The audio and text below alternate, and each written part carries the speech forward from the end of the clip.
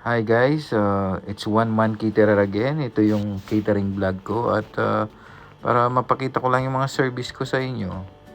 Yan na guys, nandito na ako, nakapag-set up na ako. Yan, may nagayos yan ng mga balon, hindi ako. Pero inayos ko lang yung lightning. Pero yung table na yan, inayos ko rin. Ako yung nag-table skirting dyan.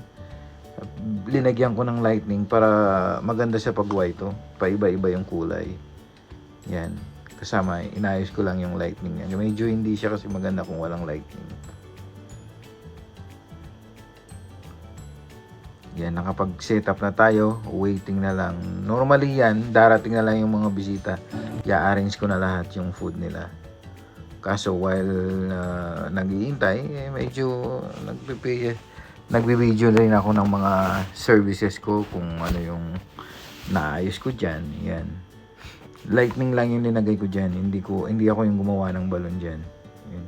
Tsaka skirting lang ako.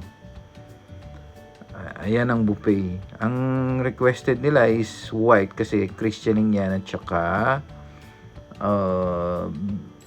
birthday 1-year-old. So yan, bakante na yan guys. Naghihintay lang tayo do sa lechon. Coming na yung lechon.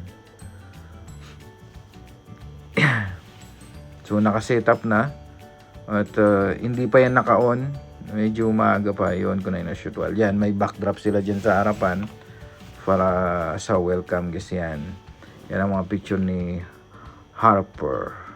Yan.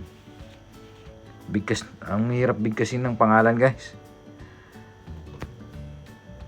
Iba pa rin pag may lightning talaga. Oh. Kanina wala siya. Pero ngayon okay na. Nabubuhay yung kulay. Yan. Itong guys na reception na to, ito yung The Peacock sa may town to ng Sunderland. So, kung gusto nyong maganda siya for good for 100, pwede pa rin siya. Problema lang dito sa walang parking. Yan. I-on ka na guys yan. Na-on ko na dyan. Ma-i-on ko na in a short while kasi nga dadating na sila. Ayan. Ayan na guys yung lechon. At dumating na din. At ilo-load ko na. Medyo mabigat yan. At parang 30 to 39 kilos yata yan. So, ayan. Medyo gusto niyang kumurot. Ayan si Sister Helen. Nag-deliver naman siya ng cake. Ayan na guys yung lechon. So, wala nang bakante yung buffet natin. Okay na. At binibidyo-video ko na lang. Yan, kasama na sa service yan. Yung skirting na yan, requested ni nila puti. Ayan, finally, dumating na rin yung bouncy castle nila. Para sa mga kids. So, awaiting pa tayo. At nasa simbahan pa sila. At yan, sa service guys talaga, at least dadating na lang kayo kung ayaw nyong may stress, yan, ganun na lang, magpa-cater kayo. Pero kung kaya nyong magluto, magluto kayo. Kaso at the same time, parang haggard na kayo pag may dumating na bisita. Ayan. Waiting pa rin tayo guys sa mga bisita. Pero anytime, ready na yung pagkain. Yan ang bar nila. So, masyado kasi yung maraming pagkain. So yung dessert linagay ko na lang sa gilid, wala na kasing table.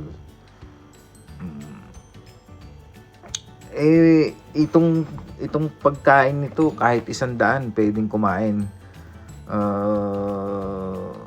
Pero ang expected ng bisita 72 daw. May 2 pa, 72 person. Sobra-sobra to. At least mamaya maraming Sharon. Yan, finally guys, may dumating na. Yan, isi-serve ko na yan in a short while.